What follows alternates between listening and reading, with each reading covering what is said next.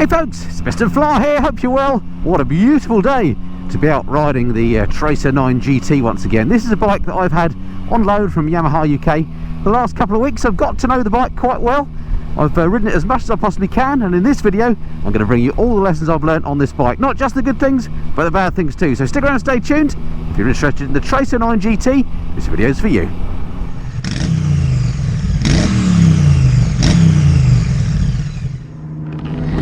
So if you just take a bike out for a 1 hour test ride, you don't really get a chance to get a proper feel for a bike, do you? So lucky for me, having ridden this for the last couple of weeks, I have started to get a bit of a feel for it, and in this video I want to give you, as I say, the lessons that I've learned about the bike. So here goes with 8 things that I love and 7 things that I'm not so keen on about the bike. Let's start with the negatives. We'll get those out of the way first.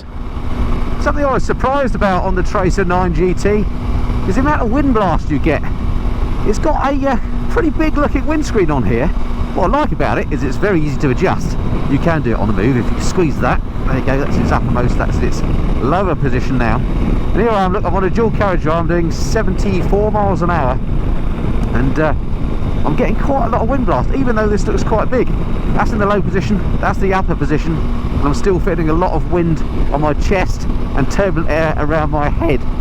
I'm sure there'll be aftermarket screens along that will fix that. I'm a big fan of the MRA Vario screens. That's what I've got on my GS, with a little spoiler on the top here, just, you know, stop some of that turbulent air. But yeah, that's one of the downsides of the Tracer 9 GT. The wind protection is not as good as you would think. So here's something else I'm not too keen on with the Tracer 9, and that's the way that the lights work. When the bike is just switched on, you've got your daytime running lights on here, it looks absolutely fine. But once you start the engine up, this is what happens. So let me just start her up for you. Right, now check out these lights here. So you've got 2 lights, but only one of them comes on. I just find that a bit naff. I think if there's going to be 2 lights, you should have them both on. Just some other little quirk that I don't like about the bike. Like so many other Euro 5 friendly bikes, this bike suffers somewhat from an ugly exhaust syndrome. Check this out underneath in particular. This massive box here is all thanks to Euro 5, and although it does actually sound very good on the Tracer 9, it looks absolutely horrible, and there's probably no option for any aftermarket exhaust. So that's something else I don't like about the bike, is the way the exhaust looks. Sounds good, but the looks of it, Euro 5 thing, not liking it. Okay, here's something that I'm not too keen on with the bike then. I'll just stick her into neutral. Right, imagine I'm in my garage or something here and I want to move the bike around. All very well and good. My feet are on the deck, but because, if you look to see where the actual, can you see the pegs there themselves? They're right where your legs go. So if you're shortish of leg as I am, it means my legs have to be really wide out, splayed out. So when I'm paddling the bike back and forward, like so, same both sides obviously, my legs are catching on the pegs. It's just an annoyance, and one of those things that just get a bit old a bit quick. Just the position of the foot pegs get in the way of your legs when you want to paddle the bike. So that's something else I don't like about the machine. Something that I don't like about the bike that I noticed pretty much as soon as I first jumped on it is the hardness of the seat.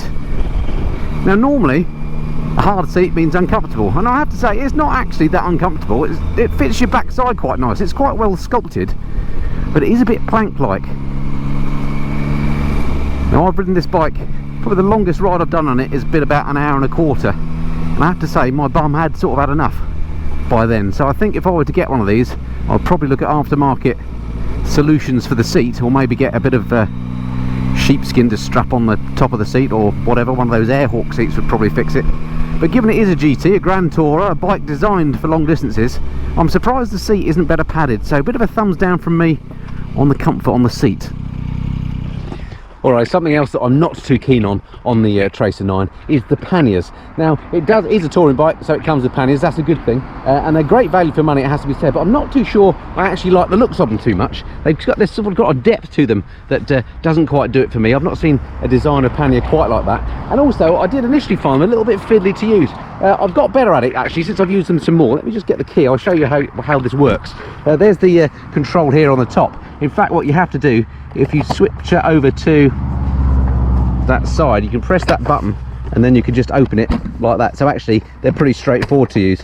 You move the key over to the other side if you actually want to take the pannier off. So they're not as fiddly to use as I initially thought, but the jury, well, the jury isn't out. I don't like the way the panniers look, but you can at least get a full face helmet in them, and you can carry plenty of luggage, but it's a matter of personal taste whether you like the looks of them or not.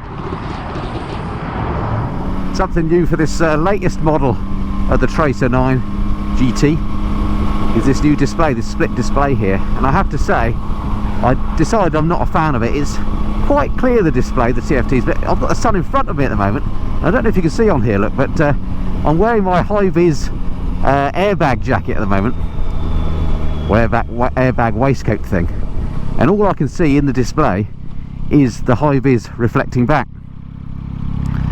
Makes it quite hard to actually read the bits and pieces on the display itself. It's got everything you need there, just not quite sure it works. I applaud Yamaha for trying something different, but yeah, actually initially I thought I liked that split display idea, but because it's got this shiny finish and the information seems to be sort of scattered a bit at random on the screens, I've decided I don't like that after all. Okay, enough with the whinging then. Let's do away with the negatives. What about the positives on this bike? There's an awful lot to like about the new Tracer 9 GT, and well, here's the highlights for me in no particular order. So the engine, of course, in the Tracer 9 GT is that from the MT09. It's a triple cylinder configuration and I absolutely love it. And what I like about it most are two things really: its punch and its sound. Let me try and give you a demo.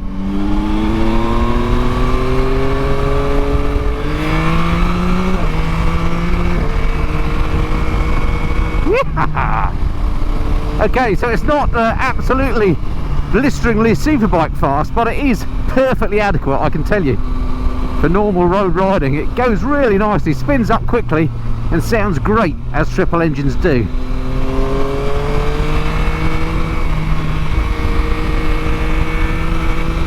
It's properly eager. Love the engine on this. That's another thing that I love about the bike.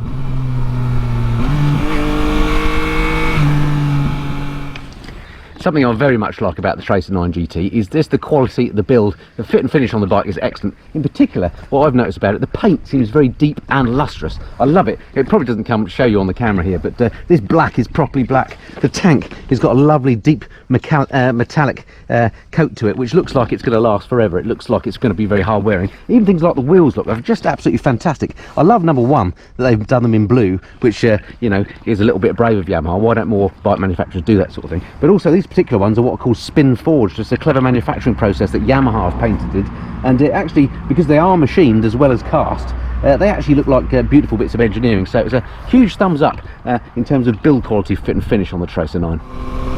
And another thing that I absolutely love about the Tracer 9 GT is its handling. It's kind of curious because it's very light, this bike, to handle, but it's also planted at the same time. It's weird. It's not like you have to manhandle it around the corners. You just point and it goes. But once you set it up, it stays where you've pointed it. And I love that about it. I don't know if it's to do with the fancy suspension that it's got or what, but handling wise, it feels light, but it feels planted at the same time. I like it a lot. Here's something else I like about the Tracer 9 GT, and that is this: it comes with a centre stand. So few bikes do that these days, but it makes life so much easier, particularly in the case of a chain driven motorcycle where you need to lubricate the chain. Not only that, but it's also really easy to use. It's quite, you know, it feels actually quite like a light bike, even though it's over 200 kilograms wet. It doesn't feel like a heavy bike at all, this, and it's really easy to use this centre stand. So down in the usual way, get the bike upright, and it really is piece of cake to pop her up onto the centre stand. So big thumbs up for that. Another thing I like about the Tracer 9 GT. Something I like very much on this bike is its Quickshifter, both up and down. It works beautifully, and with this engine just makes the bike a joy to throw around. Yeah, huge thumbs up for the Quickshifter on this bike. Love it. So I'm somebody that often complains about bikes having too much electronics, and this bike is no stranger to electronics. It's got all sorts of stuff: anti-wheelie, rear wheel lift control, clever braking control, electronic suspension of course. And one of the reasons why sometimes I don't like all that electronics is it makes things really, really complicated to control. Well, what I would say on this bike is that they've actually got the control of that lot sorted out, because it uses this little whiz wheel down here on the right, and it really is quite intuitive to use, which makes a real treat, or a real change. It's quite easy to move across the screens and change what you want to electronics wise. So even though I'm not generally and per se a fan of electronics on bikes, this one has a comprehensive suite and they're easy to control as well. So I like that about the bike. Something else I really like about this bike, and it's kind of something that's difficult to put your finger on, but to me it's really, really important, and that is its ease of living with. It's really easy to live with this bike, and what I mean by that is there's nothing about it that's really irritating. So for example, lifting it up off the stand, moving it around to put it in and out of your garage, it feels very light. Even though it's not a particularly light bike, they've got the balance right and it feels easy to move around. Stuff like that just makes the bike easy to live with. So for me, it's a big thumbs up in terms of practicality. The Tracer 9, you know, lots of storage space, economical, comfortable, easy to shift around, all good stuff. It's easy to live with, and I love that about the bike. Okay, last but definitely not least in my list of positive things that I love about the Tracer 9 GT is its pricing.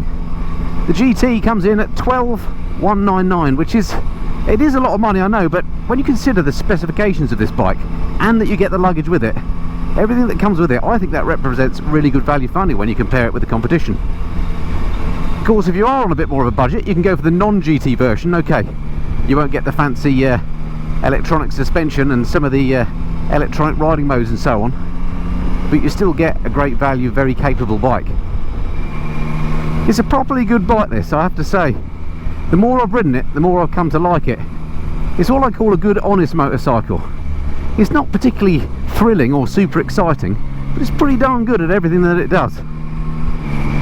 So thumbs up from me for the Tracer 9. So there we have it. That's the lessons I've learned over the time that I've been riding the Tracer 9 GT. It is undoubtedly a great bike. It's a lot of bike for the money, I think. It represents excellent value for money, but this is a very busy segment of the motorcycling market. Things like the BMW F900 XR comes to mind, the Triumph Tiger 900 and 850 come to mind. So yeah, lots of good bikes in this segment. So if you are interested, definitely give the Tracer 9 GT a test ride, but ride it against those others as well and see which one you prefer. Alrighty, that's it for now. Hope you enjoyed that. Look forward to speaking to you again soon. Until then, this has been the Mr. and Fly. Cheerio.